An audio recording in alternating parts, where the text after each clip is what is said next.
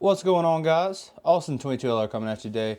This is going to be a phenomenal day. If you can't tell, we have a very nice, very expensive pistol on the table. By far, the most expensive gun I have ever got the chance to shoot.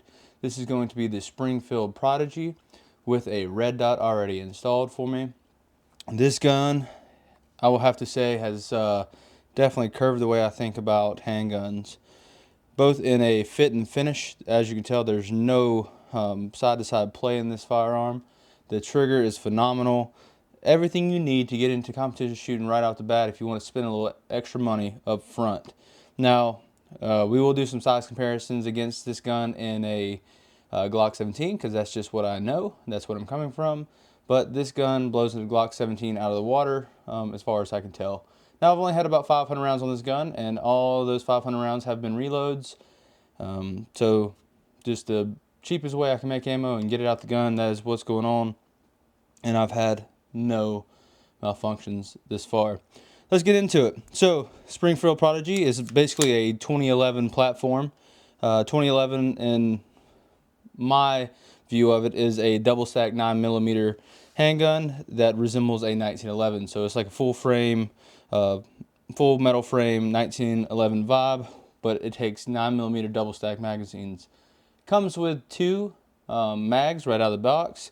One's 17 round flush fit, and then one's a 20 round extended magazine, which is more than enough to get you through a day of competition shooting. The serrations are nice and grippy. You can actually get in there, and when you rack this thing is like, I don't even know, man. It's like sliding melted butter across a hot pan. There is no friction points on this whole gun. I am blown away by the craftsmanship of it. The grip is the first thing that I noticed. As you can see, most people send their guns out to get undercut and stippled or whatnot. This gun comes with kind of like a plastic overmolded bit that has a sandpaper texture built into it. The sandpaper texture is very comparable to like Italian grips, like the $20 grips that I stick on my Glocks that are the sandpaper grips. Very compatible to that. It has your mainspring housing that's also very, very sticky, so you don't have to worry about the gun, fighting the gun slipping on the palm. The backstrap safety, you can see it's got a little extended bit there. You can't even tell it's there once you're gripping the gun. And I've never not depressed the backstrap safety. It does have an ambi, just regular thumb safety. But nothing else about this gun, to my knowledge, is ambidextrous, because your slide stops on the left side and your magazine release is on the left side, making it to where it's primarily going to be a right-handed gun. Now, it does have a bull barrel, and it is flush fitting. As you can see, there is no loose tolerances on this gun.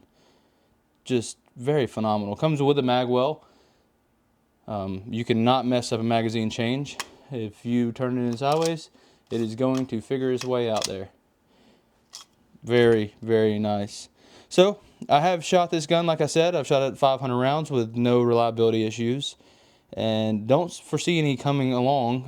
I will keep it, a 1911 platform, you want to keep it cleaner than, say, your Glock 19. You don't want to go out and burn 1,500 rounds and expect it to run perfectly like a Glock would. That's just not how these things are designed. They're very tight tolerances right off the rip.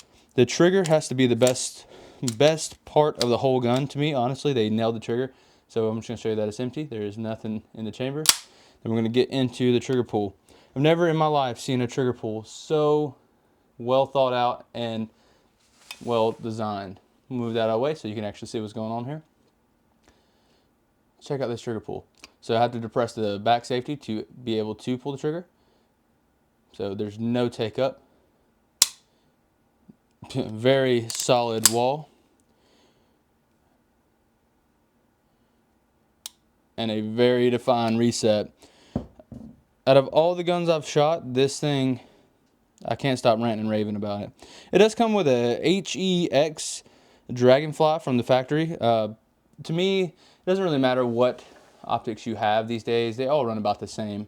The only difference is, you know, my Holosuns I leave on all the time, and I change out the battery once a year. This one, anytime you want to get out and play with it, you do have to click the side button, and I don't even know how long it stays on, but every time I get out of the case, I have to go grab it. Has fiber optic sights with a blacked out rear, you know, out of the box, which, you know, if I was going to shoot this, I'd probably take the red dot off of it and go iron sights. It does come with a rail, so you can attach things like a streamlight flashlight. If you watch any of the shorts that I have of shooting this gun, that's kind of the configuration I was shooting in. I always like shooting with a light hanging off the front of it, just for the simple fact of it adds weight out there that keeps that barrel down and keeps it from popping up, you know, keeps it more back and forth. Add a little weight to the front of your gun and it'll help out a lot. But without beating a dead horse, this gun right here is really nice. It's very comparable to, you know, most guns you're going to see out there in the double stacked world, and especially in the 1911 world. I would say it's comparable to a Staccato or, you know, any other 1911 or 2011 platform out there. It's just, at the end of the day, it's going to be a name game and who's going to have the best warranty. All right, thank y'all for watching. Hope y'all got something out of it. This is a brief overview. Hope to do a part 2 on this after I get a couple more 1,000 rounds through it and let you know how everything goes.